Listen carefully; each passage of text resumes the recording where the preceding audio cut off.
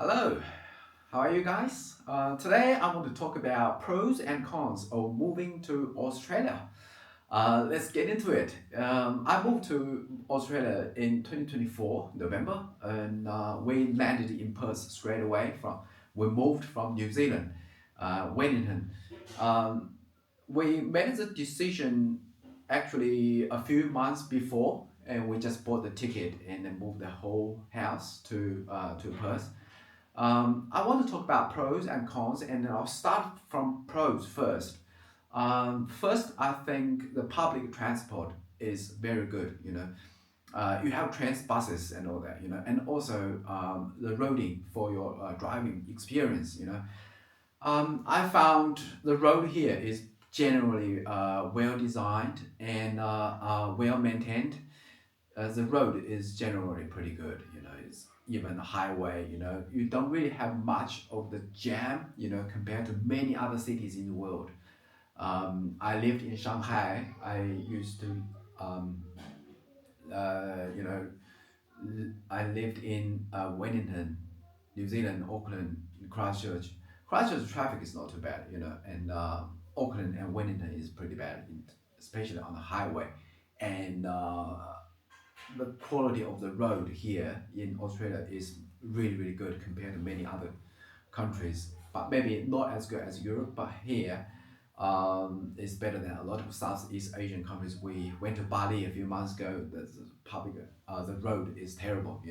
There's no way that you can compare to Australia in terms of the road conditions. So yeah, we drive in Perth. I feel very very easy. I drove in Gold Coast. When I was traveling there, fantastic. The road was good. The highway is awesome. And people are generally kind on the road. Not much of the road rage, and people are generally not speeding.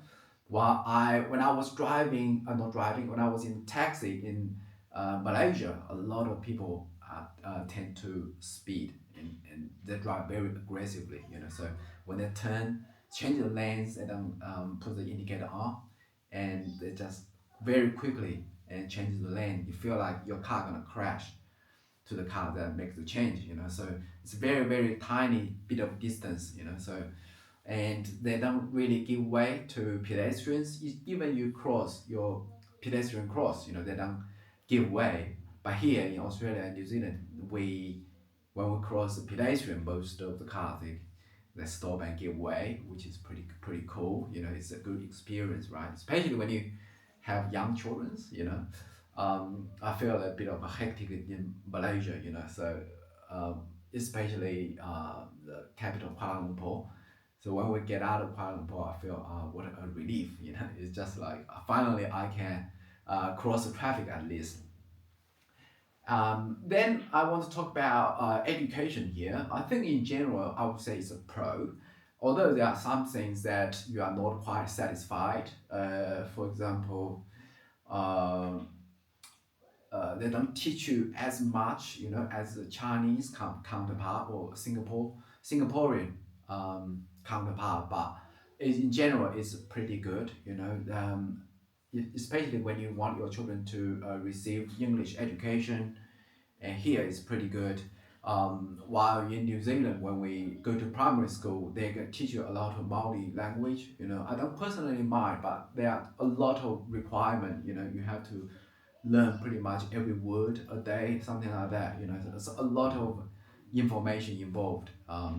So that's something, yeah, we pay attention to. In general, the quality of the education is pretty good. Um, the schools that my boy went to, the school is pretty new. I think it's opened in 2023, something like that. Um, and a lot of car park. I think we talked about this at some stage. The car park is pretty huge. I think it accommodates pretty much all those parents. They need a car park for dropping off, picking up, and the school organize a lot of activities for the kids. They have sports. I think a little bit of music. So in general, it's pretty good. The public school is pretty much all free. Um, there is some voluntary contribution that they send the invoice out, and it's not much, compared to private school. It's a huge saving. But a lot of parents, they send their children to private school in high school, for the college. I think their college education might be better. Yeah, but for primary school, I think it's pretty good. For the public school, even the private school, they are not that expensive compared to some other countries.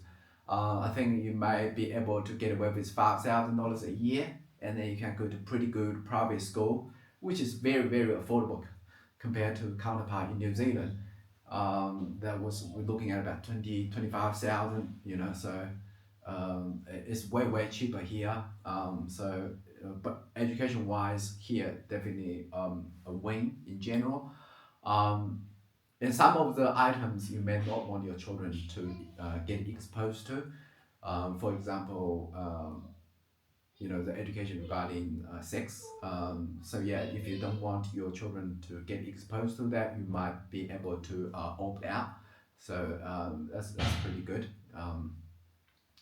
And the other thing is job wise. Job in Australia, we have a lot of infrastructure going on at the moment. The government pouring billions of dollars into infrastructure, which is pretty good. They in Perth, they're doing the airport extension, big project. The Kwinana Highway. It's a highway project. So yeah, there's billions of dollars poured into the this kind of government project, and also the mining projects keep going on. That's money from private sectors. Uh, so yeah, attract a lot of money in there, a lot of labor force. So most of the people will be easily able to find a job here, while in some other countries, they don't really have that much of a job. They might have a job, but it's low pay. For example, in New Zealand, or Southeast Asia, you can find a job, but the job might be very low pay. You work in Woolworths, the supermarket, get paid pretty much minimum wage. And out of that, it's really hard to find a job. I know some of the place, the only employers are just local petrol station, or New World supermarket, part of Pack and Save group. That was in New Zealand. So very limited job opportunities, and limited income. So here we, in general, people are paid more. Nurses, teachers, and they get pretty well paid. And mining industry, I think that's one of the best in terms of the pay. So yeah, we will see yeah, a lot of job openings going on here. So this really attracts a lot of talents, from different countries.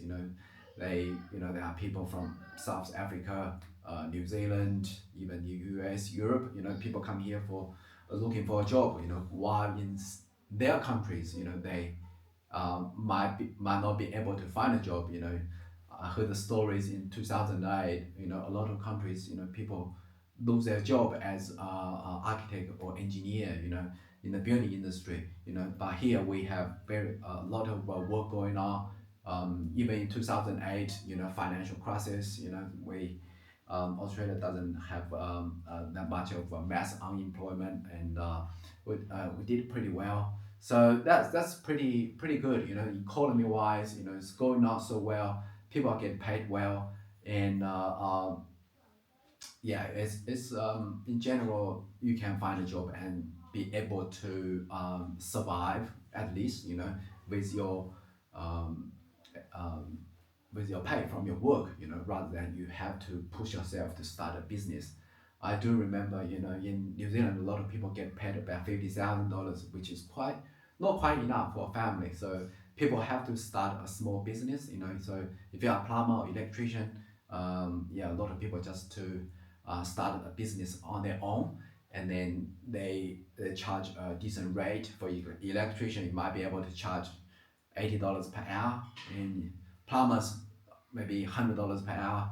and gas filters, maybe even more, 120, something like that.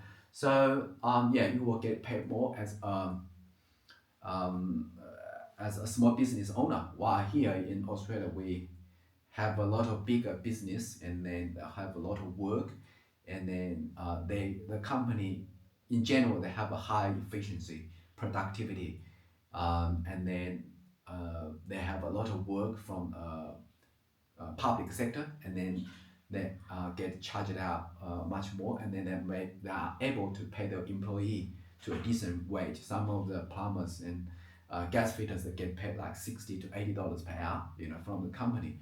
Some of them, but not all of them, of course.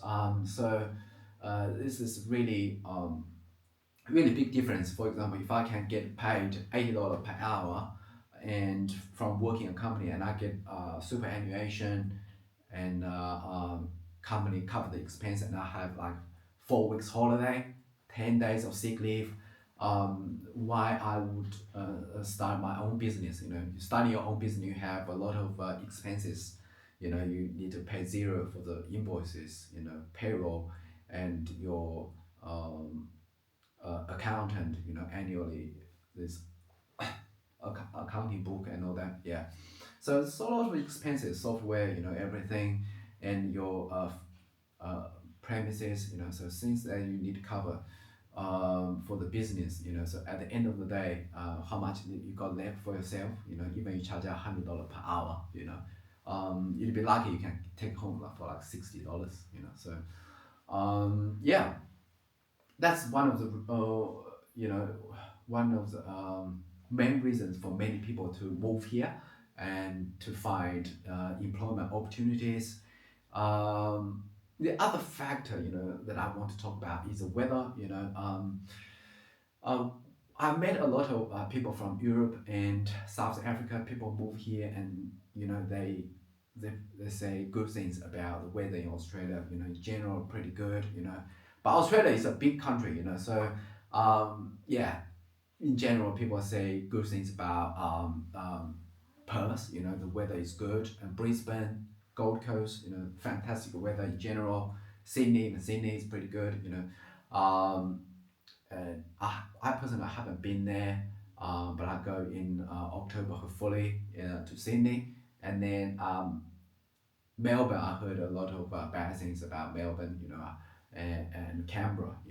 People talk about how windy and rainy they could be, which is similar to New Zealand, I guess. New Zealand, we have very rainy and windy winters, so for Auckland and Wellington. So that's something, yeah, a bit of a pain. But most of the cities in Australia, they generally they have really good weather. For the city that I'm located in, Perth, I personally think the weather is really good. The winter, starting from June to August, it could be raining, could be windy, but still they have sunshine. Oftentimes you can expose yourself to. So get some vitamin D. But you can't really wear t-shirt. Most of the days I feel like it's pretty too cold. Some people wear t-shirt. Girls wear dress, and I don't know. I just not. I don't feel comfortable with that. I feel probably I need a jacket when I go outside, rainy day, when the outside temperature is like around 10 to 15, I will surely need a jacket in general, and I wear long pants rather than shorts, so just to keep myself warm, really. Um, but the summer here is really, really good, so a lot of sunshine, you always feel energetic. You go to the beach, doing all sorts of things on the beach, so a lot of activities, so the weather is definitely uh, something that I would say yes. So the next part I want to talk about cons. Cons in Australia is first I want to talk is the tax. The tax is pretty high. A lot of people say Australia have one of the highest tax in the whole world, but I'm not sure whether that's true or not. It really depends on your personal circumstances, whether you have a high income, so yeah, yeah. But in general, most on average people make like around $100,000. That might be the average income sort of thing. Um, that amount of tax, that might not too bad. I think they are much higher than Singapore for sure. Yeah. In general, we pay tax, but however, when you have children, and or you are get disabled, and that might be pretty good for those people, right? You have, like, for example, you have four children, and then you can't really work, and then you can work limited amount of time, and then you have really good, you know tax credits, stuff like that. So for them it's pretty good. But if you have no children, and you just work and pay the tax, for yourself, then I think you're really paying quite a lot. But for those disabled people, disadvantaged people, have children, a lot of children in the family, and when you get old, I think Australia, they have pretty good tax benefits. But in general, for everyday normal worker here, tax is bit of too high. I think the upper bracket is around 45%. So if you, um, when you come over to a certain threshold, I think from memory is $190,000 and above, and you have to pay 55% of the tax. So that's quite a lot. Pretty much half of your income goes to the tax. So that's something you need to consider. I personally take this one as a con, because I do personally feel, I pay a lot of tax here in New Zealand and Australia. A big portion of it goes to the tax. When I open the business, I have GST, and if I don't open the business, I have personal income tax, right? And if I have a house and I sell it, I have capital gain tax. In New Zealand, you have a broad line test, which is similar to capital gain tax.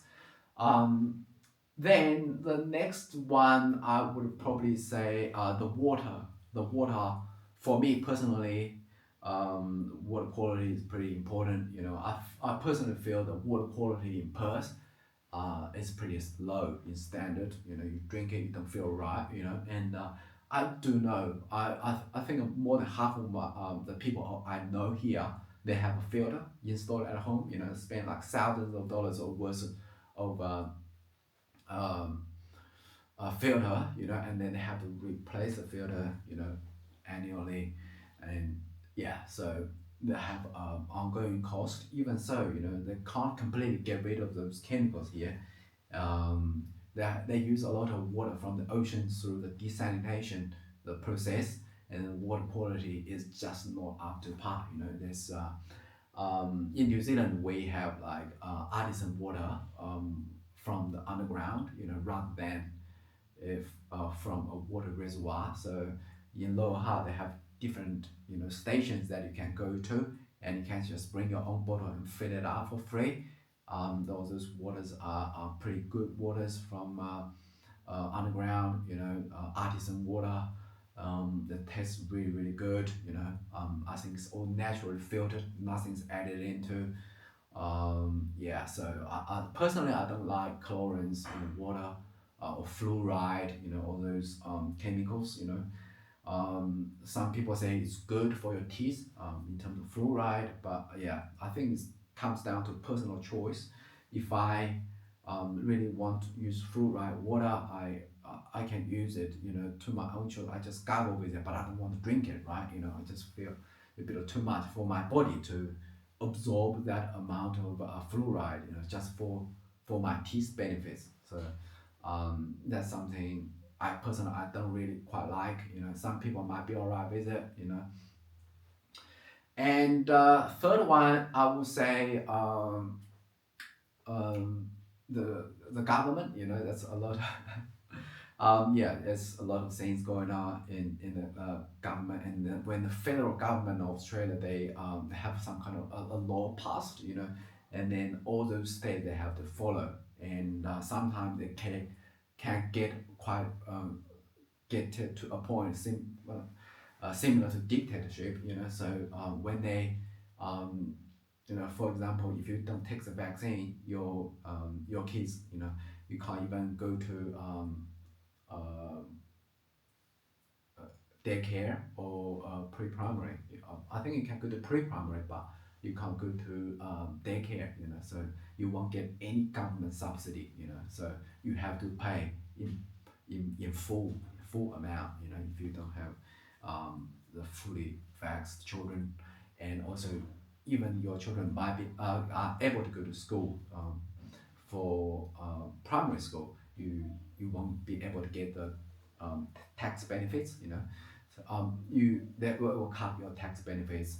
So it's definitely a way to coerce citizens to follow the rules. But New Zealand, they don't have that. They are pretty much it's all free of choice. I remember COVID time. You have to have mandate and all that. But there's no mandate to children's vaccination. It's very to your own free will. But here is pretty much mandated. You don't take bags. You don't go to school. So yeah, primary school is alright because it's mandatory. But yeah, for daycare you can't really go. So yeah, that's definitely a downside. I don't like. Um, the, the other thing, yeah, number 4 point would be the cost of living here is pretty high. Although this, compared to New Zealand, we are actually cheaper. So cost of living in general, Australia and New Zealand are pretty high, and especially when you go out eating, and doing massage, this entertainment and all that is very very expensive. So going out for eating, you're looking at like $100 for your family of four. If you add drinks, you easily go over that. We normally go to the restaurant, we skip all the drinks, come home for the drinks. But yeah, that's just us to cut the cost. And what else? Yeah, the massage, it's $110 per hour, which is similar to New Zealand, but it's way more expensive than Southeast Asia, right? People go to Bali, Thailand, they do massage pretty much feel it's like for free, right? And so yeah, definitely the cost of living, the cost of entertainment, is so expensive. Yeah, so that's a downside. But in general, I would say the pros outweigh the cons, and I feel um, uh, I feel here is really suitable for family, and for children to receive good quality education. And I forgot to mention medical system. I haven't been to a hospital myself at all, and or GP really. I haven't seen my GP for many years. So for me, I don't really comment on medical system. I just go with the flow. I try to treat myself with the best herbal treatment every day. I invest in myself, in terms of the health. So yeah, I try to avoid to see doctor at the first place. But I would say the medical system is pretty good here, compared to US and New Zealand. Really, here is way better. Relatively affordable, and it's pretty much for free for everyone. If you don't have private insurance, you just have to wait for a long period of time to get the surgery done. So that's why a lot of people have private insurance, which is pretty affordable, really. Compared to New Zealand counterpart, you're gonna pay heaps for your private insurance. But here it's not much. It's about $2,000. You can cover the whole family. So that's pretty affordable, really. So yeah, um, in general, here is it's pretty good for a family. But if you are a single person, it's still good to come here to make money, right? When I was younger, I always dreamed here to go to the mining to make like $200,000 a year. That was advertised, all over the place, in Perth, to for people to come to work in WA, mining. So yeah, it's pretty good money here. So you work for 3 years and you get money saved and buy a house somewhere, either here in Australia or you know in your home country. So the money is pretty good. So definitely it's a pretty good place to raise a family, and it's a good place to earn money, if you are dedicated. Still way easier money to compared to um, Southeast Asia. um, Generally money is all right, and but the downside, like I said, the cost of living, and if you spend all your money you made here into entertainment, and then your money can go very fast. So yeah, you just have to be careful with your spending, really. A lot of Asian people could save a lot, because they avoid the entertainment here and save the money to their home country to spend, and then you're gonna spend it like a king. So yeah, it really comes down to how you do your financial planning. And I personally, Australia pretty suitable for us. Our children enjoy the education here, and a lot of beaches, natural beaches in Australia, absolutely beautiful. There's no pollution, air quality is good. I yeah, definitely kind of like take for granted. And you live here for very long, you feel the air quality is, oh, it's alright, I don't feel anything. But when you go to Ho Chi Minh City, Vietnam, have a short holiday and come back, you really appreciate more. That's how I feel, when I went there a few months ago. So yeah, definitely it's pretty high quality of life in general. I wouldn't say it's a low quality life. Um, as comes down to how you plan, how you view life, how do you treat, how do you prioritize, your life. For me, personally, I think children's education is great, is important, and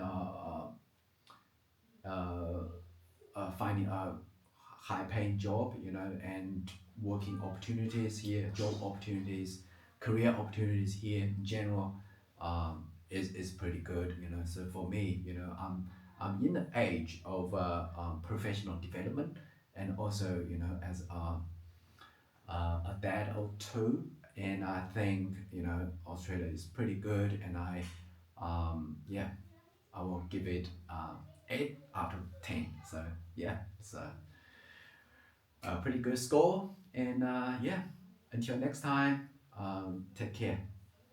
Catch you later.